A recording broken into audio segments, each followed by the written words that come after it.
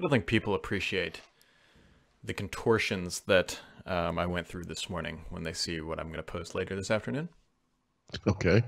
So, I, yeah, okay. Yeah. Okay. yesterday, Microsoft unveiled or announced or released, whatever you want to call it, iOS game streaming for or xCloud, right? And Yep. so this morning, I put my little iPhone right up on this little doodad.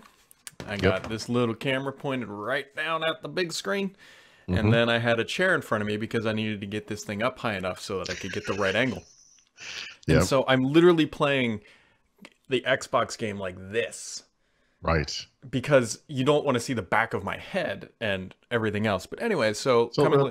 sorry to backtrack a bit, Yep. because I went through this as well. I Mhm. assume what you did is you saw it was on iOS, and you're like, "Let me see what happens when I go to the sign up for it," and it lets you switch. Yeah. And so you did that. You switched from Android to iOS. Yep. And Yep. then that afternoon, I got a link for the Yeah. whatever. No, it was actually really. I did the same. Yeah. Yeah. And so got it all up and running, got a nice Mm-hmm. little video recorded, and I'll get that cleaned up and post this afternoon for people who are curious. The Which game did you choose to play? Yeah, there was a wide variety of Halo and, well, Halo. So if you want to play Halo, iOS game streaming is the game platform for you. But Right. yeah, that's all you can play right now for those who didn't get the joke. On obviously on Android, there's like 50 or 60 games at this point. But I mean, Yeah, it it's crazy. worked. It's fine. I think Android is still a better experience, not just because there's more games. I think it's just much more refined and feels a little bit better. Well, But interesting. um, I want to try this on an iPad. That's the reason I'm yeah, excited about it. You know, I need to steal my daughter's iPad and get need a that bigger loaded up. screen. I need a bigger screen, and I'd like to. It's weird to me this didn't come to the PC first. It seemed Yeah. like the PC would give you the best experience, you know. But Yeah, I mean, I would agree. I wonder if it's like a calculated thing that they know that and they already know that, hey, PC streaming is fine. It's going to be what it is. The mobile experience is probably what they're more worried about than anything else. yeah, but I mean, the mobile experience is what's going to lag because people aren't going to want to stream this stuff over 4G. I mean, you're going to want to be under, on Wi-Fi. Yeah. Oh, So, anyways, it's available now. I do find it hilarious that my iOS xCloud streaming like app icon is right next to Stadia, which doesn't let you stream games on your phone, but you have to pay for it. And then xCloud, you don't have to pay for it, at least not yet. And it does let you stream games on your phone. So what's the deal with Stadia? Does it only work on Chromecast right now? Yeah, it only works on this thing and I think PC. So, and PC. Okay. yeah. That's, but it's not in beta anymore, right? No, I mean, you got it's- to pay for that. So, Huh. or buy the game, I guess. So, you do what you got to do. Anyway, so I'll have a video of that later. Cool. Good. Probably Good, this good, good. afternoon. So there you go. Yep. Yep. Fun times. Fun times. It is. I also learned today that my daughter's home from school tomorrow. Because why wouldn't she? Of course. It's It's like, Middle all of- right. So what is it, like President's Day or something? I Or don't even what's know. It's a day that ends in a Y, and it's been whatever. Anyway, so she's off school tomorrow, so we've got that to deal with. That'll be fun for the live podcast at 1 p.m. Eastern time. Bring her on. She Yeah, could probably she have should some do it. insights she can offer about the industry. Yeah, very. Which, in your perspective as a budding consumer, Yes. How do you She will come perceive down and ask Microsoft? about that new icon on her iPad that she didn't put there, right? and if we will buy any more games for her. That is. Yes, right. I like the idea of games, Mhm. but could there be more of them? Yeah, exactly. Like I like all the coloring things, and God, I like more of those. So we got that. I don't even know what else is going on. So Microsoft backtracked on their forcing Bing down everyone's Office 365 throat. Smart move. God, I can't believe you've completely buried the lead because literally within a week of you deciding to move away from Newton Mail, Oh yeah, that. Essentials has kicked the bucket. Yeah. Oh, so this is a fun story. So if you remember on this very podcast, whatever 2 weeks ago, I was like, I'm not going to renew my Newton membership because it's coming up, and that was that. What was And the so, price? Like, was it 50 or 100? 50 bucks even? for the year, not worth it. So in the app, I know this is crazy. Like you can delete your account and it says it cancels your subscription. Naive Brad thought, hey, that actually canceled my subscription, but it didn't. And I got a notification, I think it was quite literally yesterday or the day before, that Newton Mail had auto resubscribed through the Microsoft Store. I'm like, son of a. And So You realize, like, literally, that this company ended with $30 million in cash, which they're going to use to pay back their investors, who will be receiving pennies on the dollar of their sure. investment, and that that subscription fee was just some infinitesimally small percentage that went to whatever those companies. I don't even remember who they are, but There's some good news, but there's some challenges. So me being the consumer that I am, I'm like, I want to get my money back. I have two options, right? Try to figure out how to refund the subscription through the Microsoft Store, or just call up American Express and be like, look, this company's literally shutting down. I'm not going to get my money's worth. Usually I had good experience with Amex, but I tried the Microsoft. You know what's really hard to figure out, Paul, is how to actually get a refund for a subscription through the Microsoft Store. Like So here's what I assume you had a chat with somebody. Kind of. But here's the crazy thing. To get money back through the Microsoft Store for a subscription, you have to go through the Xbox pipeline, not the Microsoft Store pipeline. You go to the Xbox Store refund process. And I was like that's what was throwing me off. Like, what? Yeah. Because you paid through the Microsoft Store on Windows 10 or whatever. Yes, but on Microsoft.com, when you were looking for an app refund through the Microsoft Store, you will be on an Xbox page. It'll say like xbox.microsoft.whatever, and it's all green, and then you can see your little app that you want to refund I don't. for. Yeah, I'm guessing I haven't done this. I don't remember this. That's interesting. Okay. It just threw me off because I'm like, it's not an Xbox thing. Why would I go through that? But whatever. I believe I got an email this morning that says my refund had been approved, and it should show back up on my credit statement or whatever in 3 to 5 days or whenever the moon's a line. So yeah, good.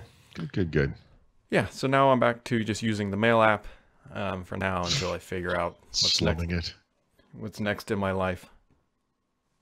I think I've said this before, but I use the Gmail web app as an app or whatever for our primary work account, and then I do use the mail app on Windows 10 for other accounts, and it's just occasional, but more often than not, those accounts I'll go through Outlook Mobile on my phone. So like this morning, I got up and checked my mail in Gmail, and then I looked at my phone and I just swiped, because most of the stuff I get at the other accounts is like like who cares? Yeah.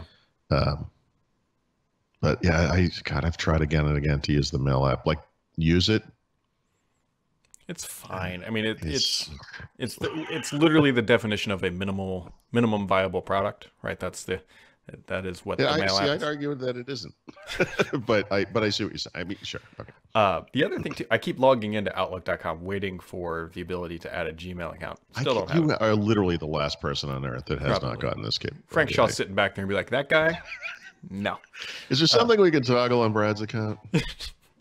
But what I honestly thought about doing this, and I don't know if it'll work yet, but because I like the Outlook app on iOS so much, I was like, what if I could get that on the PC, which is what everyone's been asking for since they announced it, once they bought Acompli back, whatever. But I was like, what if I got BlueStacks, which allows you to emulate Android on the PC, and then downloaded the Android version of it? Like, would it work? I haven't gone this far yet, but I recognize this line of thinking, and I understand where your head's at, but it's not going to be a good experience.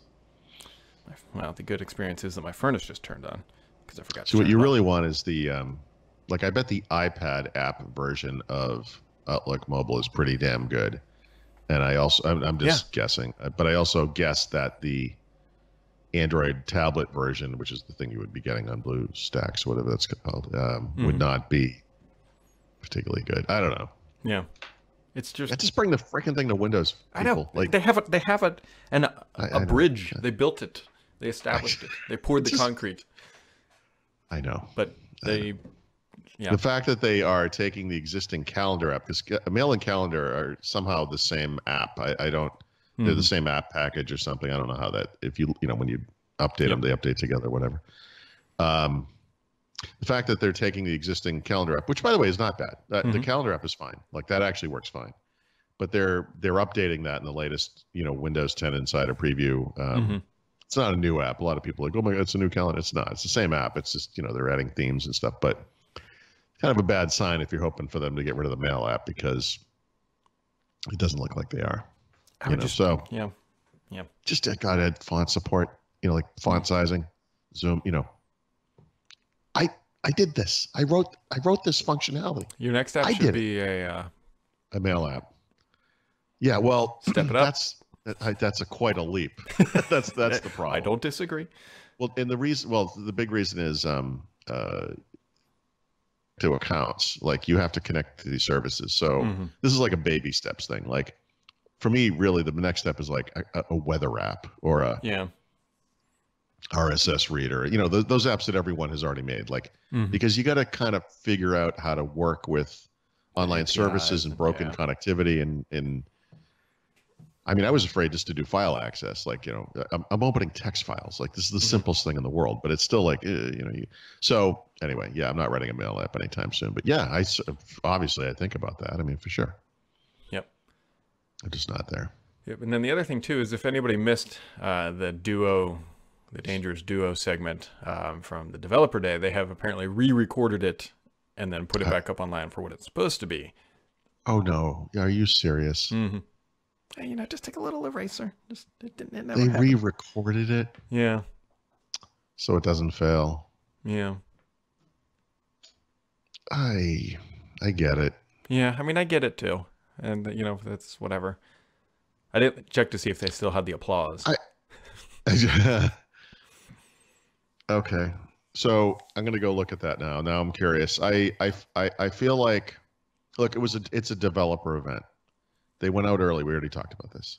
That thing failing, no problem. No problem. But now re-recording it really highlights. I mean, it kind of brings attention to it now. Yeah. You know? Yep. That's too bad. Yeah. So you can go watch that if you want or not. It's up to you. I am going to go watch it. I know you are. I know you are. That's crazy. More of a theoretical question. Sure. So, anyways. What else is going on? Not a whole lot. I mean, I shouldn't say not a whole lot. That is actually quite a whole lot. Mobile World Congress. It's been a busy week. Yeah. You know, for sure. Mobile World Congress canceled. That's for the best. Yeah. Keep people healthy, happy. I think it's okay to say that Microsoft was going to announce next to nothing at the show and was originally, but they've also canceled that announcement. So whatever they were going to announce, they've canceled it. So they're not even going to announce it virtually. So, whatever, but you know, because you know, if it was a big deal, I would have went, and then it would have been this would have been a problem because my wife would have gone. So work would have paid for my ticket. It would be reasonable for work to say, look, just take the money back. You can apply it to a future work flight, Seattle or whatever. Yeah, but I would have bought tickets and for my wife, and it would have been like, now we really want to go to Barcelona. So anyway, it worked out that we never planned to go. So. Yeah, I'm curious to see how that. There's a lot of people who actually did already buy tickets for work, and they have rooms reserved and all. Hotel rooms are usually, unless it's like a boutique hotel, are usually like you can get your full money back as long as it's more than like 5 days out or something. Yeah, we booked the hotel we had was nowhere near Mobile World Congress in Barcelona. Barcelona's a humongous city, and but whatever, it's got great public transportation and obviously cabs and stuff, but. It was really far away, but it was nice because we were just in a nice area of the city, and it wasn't, I think, particularly expensive given that there was a trade show going on in town, not like when you go to Vegas during CES or whatever. But I don't know. I think this might be the beginning of the end of this show and also of shows. Yeah, I was thinking that too. I mean, I saw someone wrote an article, which was what I had said the other day, which is that the big thing that's going to come out of this is these companies are going to realize they don't need the show. They're not going to go this year, and they're going to be like, we saved a shit ton of money, and we don't, it just, I think these shows have outlived their usefulness. Not that in-person meetings are not useful from time to time, that's forced, but. That's the big key is I think the real losers of this are not the LGs and the Samsungs of the world. There's a whole crop of like middle vendors who have small components or whatever that use these events for business and trade deals. I suspect that aspect could go on. But I mean, does LG really need to go there? Maybe that's what it should be. It should go back to being the dealer show. That's what Comdex was. That's what CES was. Like, no one cares about this part of it except for people like us. But I mean, the other big losers are people like us because these shows are an opportunity to go to one place at one time and see a bunch of different companies. That can be valuable. And even you and I, not liking CES, I think would both agree that it was useful to be able to go to that hotel and meet with HP and Dell and Lenovo and whoever else was there. And those showstopper type events where it's kind of a smaller thing. Yeah, I mean, there's that aspect of it. But I don't know. I feel like there's a solution that isn't world's biggest trade show. Yeah. Somewhere in the middle. Yeah. I don't think it'll truly die, but this might have been kind of the catalyst that says, maybe it's just not as big as it is. Yeah, right. It would be interesting to see what next year looks like compared to the anticipated size. Oh, I'm sure they're going to try to force it on because for of course, whoever puts it on, the GSM or whatever it's called, that's probably a huge moneymaker. This is their whole business. I mean, what happened? Yeah. I mean, there probably won't be another pandemic next year. I mean, Yeah. People don't cough on planes or sneeze. Right. The anti-vaxxers have finally gotten us. That's what this is. Yeah. Yep. I don't know. You got anything else for today, Mr. Paul? I don't know what I'm going to do. I have a bunch of stuff in the works. I'm backdated, back overdue, whatever, on some device reviews. I've got some Office 365 stuff I'm working on, some 20H1 stuff, some Whole House Audio stuff. I don't know. I'm just behind. So who knows what will come up today? It will be a surprise to everybody, including me. Yeah, we'll see. And tomorrow is Friday. It's also the day before Valentine's Day. Yes, it is. Actually, tomorrow is Valentine's Day. Oh, tomorrow is Valentine's Day. Maybe is my kid at school for Valentine's? That better not be. There's no. There's no way. There's always been the middle of February has always been something. It used to be different presidents' birthdays, and then it became President's Day. Maybe she's off because it's the annual Toyota sale. I don't know. Doesn't Toyota have a bigger plant in Ohio or something? It's probably they do. Well, it's in they build the Camry like 90 minutes south of here. Okay. That's in Kentucky. Maybe I'm thinking of who else might have one in Ohio. Jeep's there's a bunch of them in Ohio, in northern Ohio, right just south of Detroit. the annual Mazda Day or whatever. The Mazda Day. Well, everybody, you can tune in tomorrow at 1 p.m. where we'll talk about Toyotathon, where you can get a great deal on Toyota Camry. I can't believe it's this cheap. They're giving them away.